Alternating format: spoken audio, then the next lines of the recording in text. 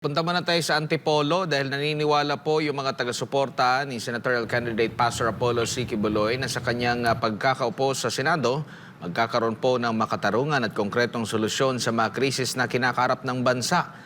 Alamin natin ang live update mula dyan sa Antipolo, Rizal, mula kay Sheena Torno. Sheena, magandang gabi.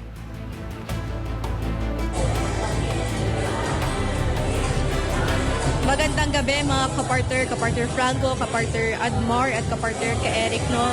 Napuno nga ng mga basigasig na taga-suporta ni Senatorial Candidate Pastor Apollo C. Quiboloy at ng Duterte Senatorial Slate itong Alta Vista Clubhouse dito sa Antipolo, Rizal. Paglilinaw mga kapartner, voluntaryo silang pumunta dito upang ipahayag ang kanilang suporta para sa ayusan natin ang Pilipinas nationwide campaign rally ngayong araw. Personal nilang narinig ang mga plataforma ni Pastor Quiboloy na yalayuning maghatid ng tunay na pag-unlad at solusyon sa mga pangunahing problema ng bansa. Ilan sa mga isyong kanilang inilahad ay ang patuloy na pagtaas sa mga bilihin, kumakalat na kagutuman, lumalalang kahirapan at mataas na antas ng kawalan ng trabaho. Ayon sa kanilang mga kapartner, ito raw ay nagtutulak sa mga mamamayan na pumasok sa iligal na gawain bilang solusyon sa hirap ng buhay. Sa kabila ng lahat ng ito, naniniwala sila na may solusyon sa mga problemang ito at nananawagan silang magluklok ng mga kandidato na may malasakit at tunay na hangaring maglingkod sa bayan tulad ng mga PDP, Laban, Senatoriables at ngayong gabi nga mga kapartner, no, ay makakasama natin si Mayoral Candidate ng Antipolo City, si Sir Red Liaga. Sir, magandang gabi. Nagpapatuloy ang ating special coverage, no, dito sa SMNI News. Sir, kanina sa speech po ninyo, binibigyang diin nyo na maswerte ang mga Pilipino na may tumatakbong Pastor Apollo C. Quiboloy. Bakit po, sir? Magandang hapon sa lahat ng Pilipino.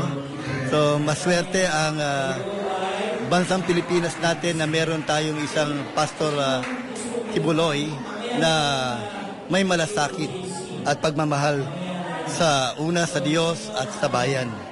Dahil nakikita ko ang isang leader sa anyo niya na kung paano niya naitaguyod ang KOJC, pinamahalaan, minahal at nagmalasakit. Yun din ang alagaan ang lahat ng mga miyembro ng KOJC. Nakikita ko ganun din ang nais niya na mangyari sa atin, sa ating mga mamamayan ng ating bansa.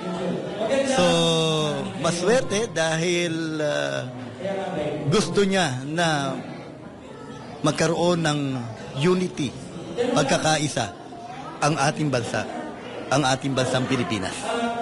Sir, kanina in-emphasize mo rin, sir, no, yung mga iba't ibang hamon na kinakaharap ng ating bansa, kagutuman, kahirapan, at marami pang iba. Partikular po na binigyang din nyo is yung talamak na krimen o kriminalidad dito sa bansa. Ngayon, yung mga Pilipino, sir, bukas na yung kanilang kaisipan sa pangyayari ngayon sa ilalim ng Administrasyong Marcos Jr.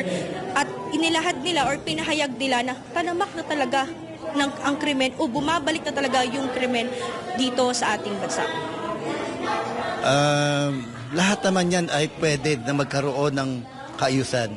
Basta sabi ko nga, sama-sama tulong-tulong ang mga Pilipino. At naniniwala ako na pagdating ng panahon, ayan ay maayos. Huwag lang tayo bibitaw sa ating pagmamalasakit sa bawat isa at mga Pilipino.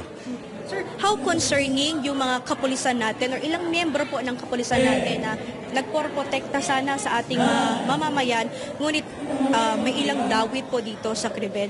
Paano po niyo nakikita or sa tingin niyo po ba na matutugunan or masusulusan ito ng buong PDP Senatoriables once na maupo po sila sa Senado? Yung ating mga kapulisan, protektahan natin ang ating bansa. Protektahan natin ang ating mga mamamayang Pilipino. Doon tayo. Yung ating pagmamahal sa ating mga mamamayan. Dahil kayo ang aming tagapagtanggol, so kayo ang aming tagapagsanggalang, kaya naniniwala ako na mayroong kayusan sa hanay ng ating mga kapulisan.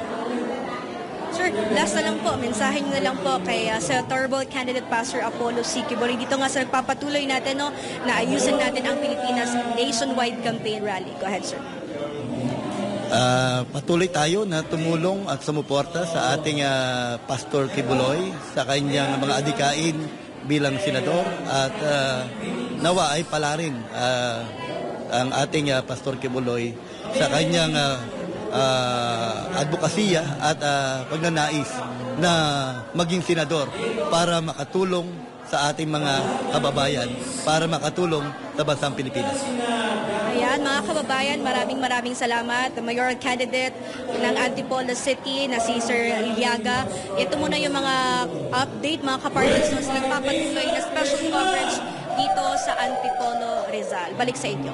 Maraming salamat si Sheena Torno live mula dyan sa Antipolo City sa Rizal.